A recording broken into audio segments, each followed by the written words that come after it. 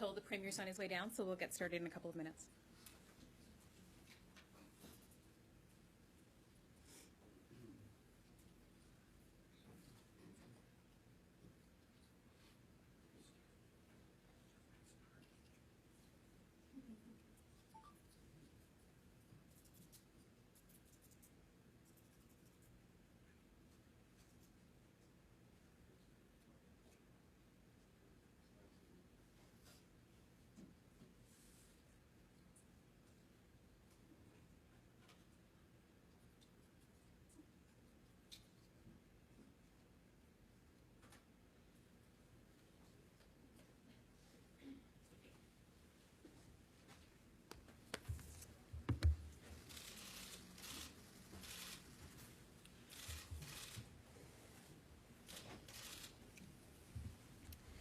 Good morning, and thank you for joining us. My name is Tina Thibault, and I'm the Director of Media Relations for the province. I will be your moderator for today's news conference. Before we begin, I'd like to outline a few protocols. We've allotted approximately 30 minutes for today's news conference. Premier McNeil will make a statement and then answer media questions. The question and answer portion of this briefing is for media only. I would ask all others to refrain from asking any questions. We have 11 media on the phone. We will take questions from here in the room first, and then go to the phone lines. Premier McNeil will start now. Go ahead, Premier. Thank you, Tina, and thank all of you for coming. As Tina said, I will read a prepared statement to lay out this clarity of this situation. The mill, now known as Northern Pulp, has been pumping effluent into Boat Harbour for decades. Many governments have told the mill and its various owners that polluting needed to stop and that the old treatment system needed to be replaced with a new and a modern facility. That has not happened. Year after year, decade after decade, the mill has continued to pump effluent into Boat Harbour. In 2015, our government passed legislation known as the Boat Harbour Act. That legislation gave Northern Pulp 5 years to get an environmental assessment and to start constructing a new, cleaner operation. First, the company filed an environmental assessment which was incomplete and did not include enough scientific information. The company was then asked to file a focused report. The regulator determined that Northern Pulp provided some of the scientific evidence required, but not enough to allow construction to begin. And now the company is being asked for a third time to file yet another report, an environmental assessment report, which will take at least 2 years. Look at the history.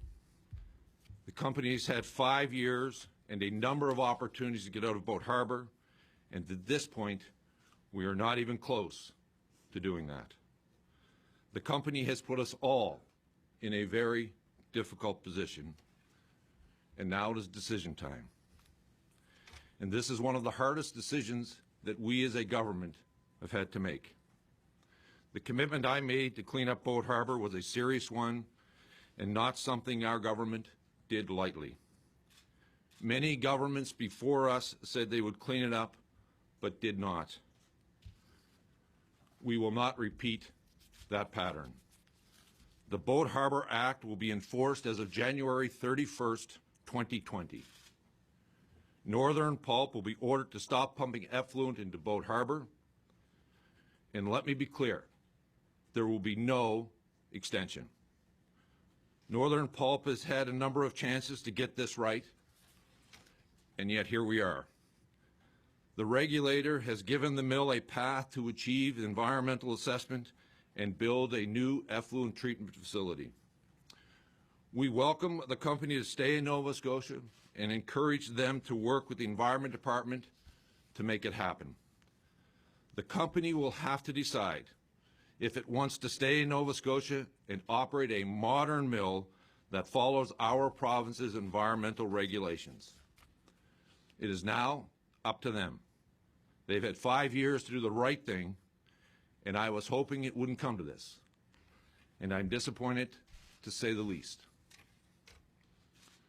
Now, I have to turn my attention to the workers in the mill, at the sawmills across Nova Scotia, and private woodlot owners, and all those who work in the forest sector in every corner of our province. I know this could not have come at a worse time for you, but the company has failed to respect the timelines given to them 5 years ago. To those workers and their families, please don't despair. Our government will help and support you in this transition. Effectively today, we are announcing a $50 million transition fund. This will support displaced workers, small contractors, and all those whose livelihoods will be affected. I have put together a transition team led by Kellyanne Dean, the Deputy Minister of Intergovernmental Affairs and Trade. She will be supported internally by the Departments of Finance, Lands and Forests, Labor and Advanced Education, as well as a team from outside government, including the Nova Scotia Community College President, Don Bureau. And we also want representatives from each sector of the industry to help in this transition. This industry needs to diversify, and this team will help with that. The forestry sector still has a place in the economy of Nova Scotia, and as a government, we want and need a forest industry because it helps drive our rural economy. It will look different. It may have new customers and new markets, and this transition fund will help with that. It will also be used for retraining and education and emergency funding to help those with immediate needs. We will also be working with the federal government to support the workers affected. I know this is hard on a lot of people, and you are going to be feeling this. But I also want you to know you are not alone. We have not forgotten you, and I have made it clear that this transition is a top priority. Our government is committed to economic growth and environmental integrity. We will continue to do both, not an either or. In 2015, I made a commitment to clean up Boat Harbour, and I'm honoring that commitment today. Now, I am making a commitment to the workers in the mill and the forest sector across this province that we will be here for you in this transition. And make no mistake, I will honor my commitment to you and to your families to help you transition through this difficult time for you. I'll be happy to answer any questions you may have. Over the last couple of days, as you've been weighing this, can you talk to us about what you were considering and with whom you spoke? Because it seems like it was a very tight-knit circle. So how did you reach this point? Well, the company's had 5 years to meet the deadline that we provided to them. When it became clear that was not going to happen, obviously, I know many people in the forestry sector, know the impact it's having on them today. I needed to make sure that the decision we made was in the best interest of the economy of Nova Scotia and, quite frankly, the environment today and in the future. We reached out to a number of people who had been involved in this file to look at the possibilities. But quite honestly, it was about how do I ensure that the impact that was going to happen to the sector, to those that are working in the sector, that we can support them. We looked at how do we put a fund together that can help transition them, and also, quite frankly, transition the sector, because I believe there's a future for the forestry sector in Nova Scotia. This will provide, while it may feel like a crisis today in some people, this is an opportunity for Nova Scotia to transition the forestry sector to a new future. Can you talk a little bit about, or respond to the basic argument from the forestry sector, which was Boat Harbour as it stands now is working, that what's going into the Northumberland Strait from that system right now is not environmentally damaging, yet closing it down will have such... Northern Pulp as their sole provider for the sole provider of those chips. We now need to look for a diversified market for that product and other products that we have in this province. We could no longer, as a province, continue to think it was okay to allow Boat Harbour to operate. Do you think that Northern Pulp has been a good faith partner in trying to get to some kind of a solution here? They've continued to work with the regulator to try to find the appropriate permit to be able to build a new treatment facility. That was not achievable. We believe 5 years was long enough to have us at a different point than we are today. We are no closer to moving out of Boat Harbour than we were when we passed the Act in 2015. It is now time to look at a new future and a new transition for our sawmills across the province. What's your expectation in terms of being sued by this company for lost earnings because the lease has been cut 10 years early?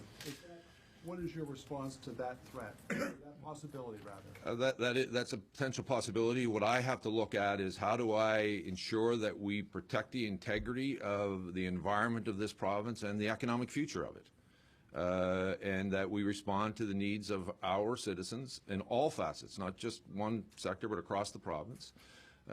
This is not 1960 anymore. There was plenty of opportunity for the company to build a new, modern treatment facility, which quite frankly functions lots of mills across this country and globally. But we are no closer to that reality than we were in 2015. And I would encourage the company to continue on the path of working with the regulator to be able to do that, and hopefully they will see a future for themselves in Nova Scotia as part of the forestry sector. And it's my hope that those who are still in the sector today will work with us to look to diversify markets so that we can have, quite frankly, an industry that's not solely reliant on one customer for the chips and sawmills across this province, that we have an actually competitive environment when it comes to that product. Does the claim have any merit? Does a lost earnings claim by that corporation have merit in your view? The lawyers I'm sure will determine that. That is my issue for me. Was doing what I believe is right for the province and doing what I believe is right for those workers by ensuring that we put together a transition fund and support them. My goal today is to ensure, and I hope, that the workers in the forestry sector recognize my commitment to them. And just as I have made a commitment to Boat Harbour, I will keep my commitment to those workers in this sector. You talked about diversifying this. You've seen the way the divide has grown in Pictou County amongst people on either side of this issue. What would be your message to folks in Pictou County today, some of whom are going to be elated and some of whom are going to be devastated and probably looking for someone to lash out at? This has been a very difficult issue across the entire province, but probably no community more so than in Pictou, where the mill is. My hope is that people will see this as an opportunity to transition to a new forest sector in the province. At the same time, it's my hope that the mill will recognize that we want them in the province, but they will have to meet the environmental standards of the province today. And there's a lot of work for them to do, and it's my hope they will send the signal to the workers that are in their plant that they will be committed and working hard to achieve that. But that's a decision that they will make, and we will then look to how do we transition the economy and support the economy in the forestry sector. These conversations you've been having, what does this diversification and transition actually look like for the individual people in the forestry industry? Well, one of the biggest issues right now is, as I was saying, in the sawmill sector in Nova Scotia, the chips that come out of the residual left over from sawing the logs really has been ended up in the one marketplace, and they've continued to allow Northern to dominate that market. So we need to find markets for that. We know some of that will be consumed within inside of Nova Scotia. Some of it will be consumed, we believe, in the Straits, some of it, some other markets that we have. But we also believe there's international markets that we can look to try to export that product into. And as we move that market, as we move that product out of mills across the province, we will then continue to try to ensure that we keep our exclusion, quite frankly, in the lumber exclusion with the United States, that we continue to export that product, the raw product or the finished product, into the U.S. Is China one of the markets you're looking at? Is that something that you've been talking about when you're over there?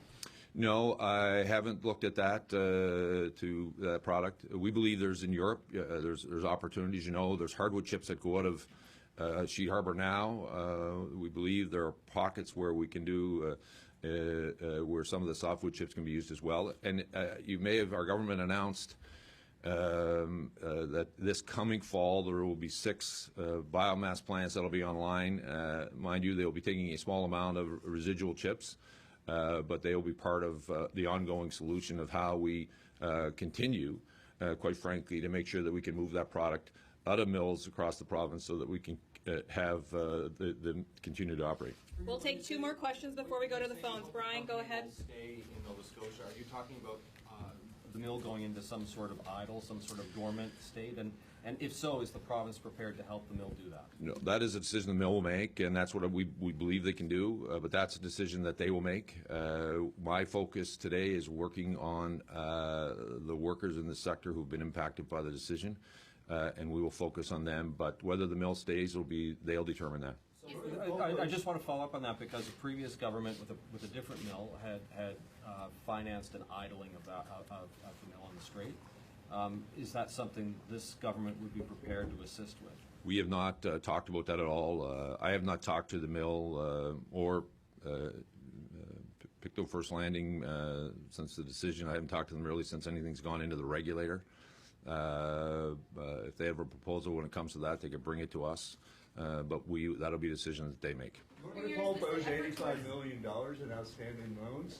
Do you anticipate that money to be paid, or will the province be writing that off? I fully expect the loan to be paid like every other loan. We'll go to the phone lines now. We have 11 media on the phone. Do you have questions from the phones? Yes, it's Jennifer Henderson, freelance. Good morning, Mr. Premier. Good morning. With respect to the compensation through the $50 million transition fund, is it the government's intention to make some of that money available to sawmill owners and truckers? Certainly truckers would be part of that. The people who work in the mills, those that are working in the forest sector today, whether they driving a porter or dozer working in that sector, they would all be eligible for that, to be part of that.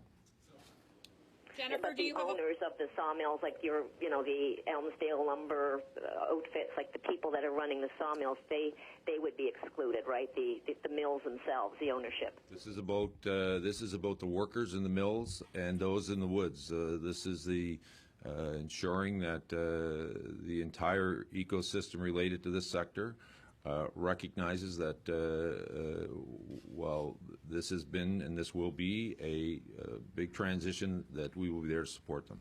We'll go back Thank you very much. We'll go back to the phone lines. We'll take 3 more questions from the phone. This is Gillespie, South Coast Today. Go ahead, Timothy. Premier,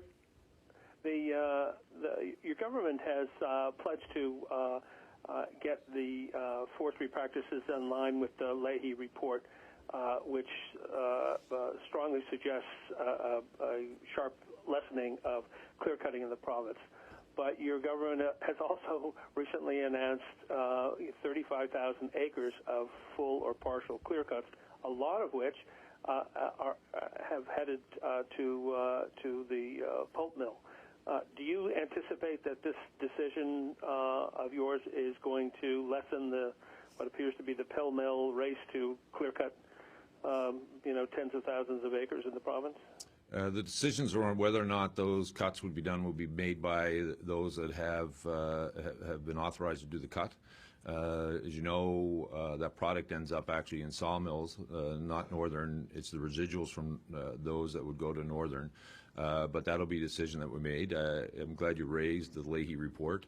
If you go back, that is a 10-year transition that would have taken the forestry sector to a new era. This decision today will have the Minister of Lands and Forests looking at how do we address the recommendations from Leahy in a shorter time frame. We'll go back to the phone. As a follow-up, Premier, my records show that Northern Pulp has the largest allotment, one of the largest, if not the largest allotment through West 4. So they get fiber directly from those clear cuts, and of course they get all the residual waste from the mills. Are you sure that none of that goes directly to Northern Pulp? The pulp fiber on those particular cuts may, all those saw logs would have ended up, they go directly to a sawmill. In some cases, what happens that those saw logs go to sawmills, and then in exchange for the chips are sent back. So it's an integrated system for sure. We'll take 2 more questions from the phone before we come back to the room. Going back to the phone lines, do you have any questions for the Premier? Steve Goodwin, Advocate. Go ahead, Steve. Mr. Premier, hello. Hi there, Steve. I'm wondering what the timeline was in forming the transition team. Was that something that was on your mind as you were pondering this over the last 2 days, or is this something that was over a longer period of time before the announcement on Tuesday? No, we had looked internally over the last year, really, about what happens if something were to happen to this mill. It was certainly my sincere hope that we would have had an environmental assessment that could have been permanent for this mill, so that we'd have a clearer path around exactly how they're going to modernize the mill when it comes to the effluent and treating it environmentally. So there had been work ongoing. I didn't know the decision of the regulator until he made it, and then we began to put together the pieces our Deputy Minister of Intergovernmental Affairs will be an important part of this. She also handles the file of trade. We need to make sure we keep our exclusion with the U.S.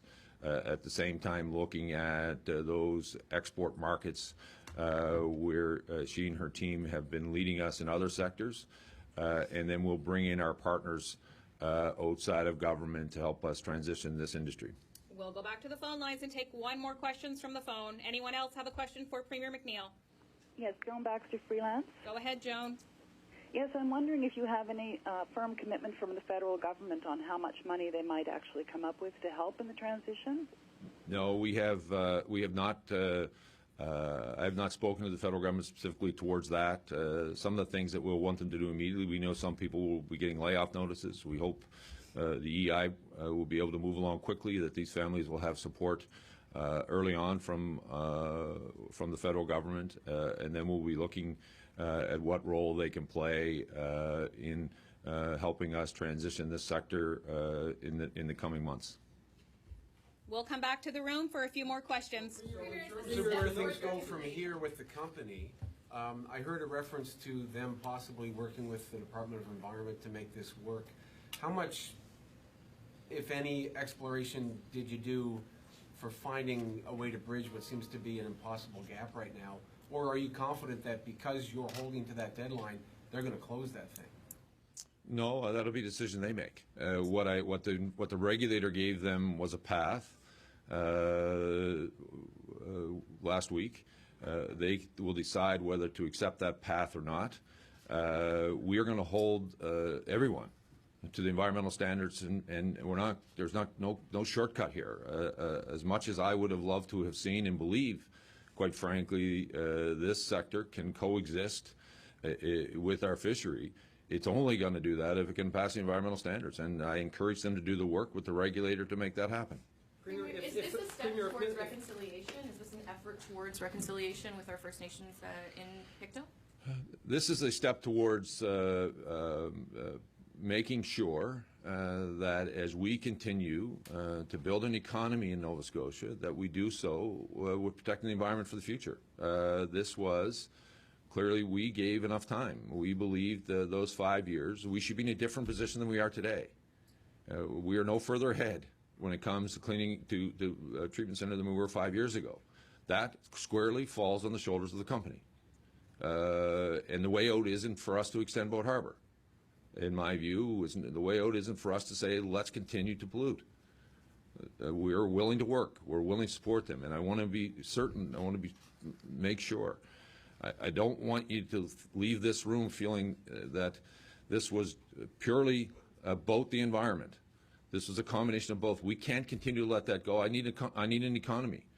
But I've struggled the last number of days dealing, I know there are kitchen tables that have been impacted by this decision today. You and I are going to go home and celebrate the holidays.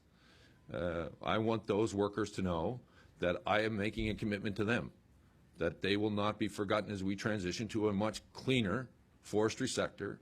I believe the mill can be part of that, but it's going to have to do the work, and it's going to have to meet the environmental standards. I'm not going to shortcut that process. I don't believe Nova Scotians want me to do that, and I won't. Premier, if Minister Wilson had given a different decision this week, would your decision today have been different?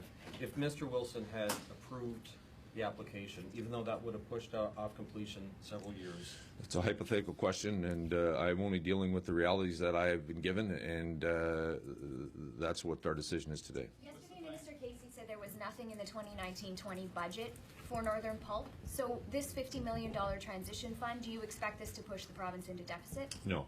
What's the plan to remediate Boat Harbour? Well, as you know, there's a federal EA ongoing right now. That will last potentially 24 months before the actual cleanup starts. That assessment is ongoing, and from that, there will be guidelines and set up on how we continue to make sure we clean up Boat Harbour. Remediation. Is it the company that falls on them? Is it No, the province? Can you talk about the cost of that? Yeah, the federal government has contributed $100 million. We have set aside $100 million as of now to deal with the issue of cleaning up. That falls squarely with us. Will it be paying until Abercrombie Point if the mill closes? Does the province have responsibility for that? I'm not sure. Are you going to run for re-election? Yes. We have 5 minutes left. Can you talk about the finances then? You said it won't push the province into deficit. What's the plan? Well, I'm quite frankly proud of the work that our government has done over the last 6 years to provide this province into fiscal health. We've had a number of issues that have come up that we've had the flexibility to respond to, from whether it's frost in the agricultural sector or whether it's dealing with this issue in the forestry sector. We knew there was a potential that we would be at this spot. We need to obviously plan for that. Any prudent fiscal manager would do that. Minister Casey has continued to work with her colleagues in all of our departments to ensure that we have flex and that we have the ability to respond to the needs of people when things unexpected happen, and this would be one of those, and we will respond to the needs of those workers. Where the $2 million is coming from? Is it within a budget that's already in a department? It is coming from our fiscal plan, and we have it, and we will be delivering a balanced budget, and we will continue to deliver one. I'm just trying to square it, Premier, because she said pretty clearly yesterday that there wasn't anything set aside for this. So, help us understand where this comes from. Well, there's in all of our contingents, whether we earmarked it specifically for Northern or we specifically Northern for something that happens, there was nothing specifically set aside for the frost that hit the agricultural sector, but we had built capacity to be able to respond to that. The minister reported or update, which I think was would have been the end of November, was the cutoff date for those. So now this came to us 17th of December. Is the government preparing in any way to assist the 300 plant workers there should their pensions fall short? What is the status of looking into that, if you have, and where are you? That is one of the issues that we will look at, the health of the pension fund for those workers where they are. A number of those employees are long-time employees, so we would certainly look at it if they would be part of, quite honestly, of the transition, whether it is in that form or something else. If we can support them, we will. Premier, I'm just wondering, over the last couple of days, to what degree did the fact that previous governments have made a promise to that First Nation and then broken it, to what degree did that weigh on this decision and your thoughts that you didn't want to continue that pattern? We believed we provided this company with a path of 5 years to rectify what was acceptable in 1960, but not acceptable in 2020. We were not going to, and I'm not going to, circumvent the process when it comes to getting an EA in this province, as hard as that is, and as difficult as that is on families. We know, and So my mind quickly went to how do I support this industry, which we've tried to do over time. As I said to you, we've been thinking about this for thinking that day may come, with the hope, quite frankly, that the mill would have been able to get a permit. I know how important it is to the sector, but that doesn't mean that you ignore the environmental regulations and rules of our province. And we didn't walk in day one and say we're closing you. We walked in 5 years ago and said, here's the timeline. Get to work. And we're no closer to getting them out of Boat Harbour than we were then. That's not on us. That's the decision the company has made. What I want the workers to know in the sector is I know how important that mill has been, and the decisions made by the mill are the decisions made by the mill, and I will do whatever I can to assist them to transitioning into a different forestry sector in Nova Scotia. We'll take two more questions. You've called Boat Harbour an instance of environmental racism. How important is it to you to address that legacy and to put that behind Nova Scotia? Listen, you've probably seen over the last 6 years, there are issues that I've seen of institutional racism that we have dealt with, whether it has been for the Home for Colored Children or Boat Harbour. Let's be frank, in the 60s it was acceptable to put our dumps next to African Nova Scotian communities. Somehow our ancestors thought that was okay. It's not today, and nor is it okay to allow Boat Harbour to continue, and I believe it was put there because it was next to an Aboriginal community. We made that commitment, and we made it in a balanced way. We believe the 5 years was time to be much further ahead than we are right now, and we're not. I won it, and our government won it, to make sure that we continue to try to heal this province, both environmentally, at the same time with our relationships with our communities across Nova Scotia. Can you explain why it took you this long to make your announcement? I'm not sure what you mean. So, it took 3 days, so I'm just wondering if you can explain why. I'm not sure that 3 days is a long time when you're talking about the livelihoods of people in this province. I think it's actually unconscionable for anyone to suggest, whether it's me or anyone who has the privilege to be in this office, that you should just clearly walk out and at glib make a decision and not have a solution for the people that are impacted. It would be a failing, quite frankly, of any leader to do that, and for anyone to suggest that shows how insensitive and short-sighted their view is. Thank you very much. Thank you.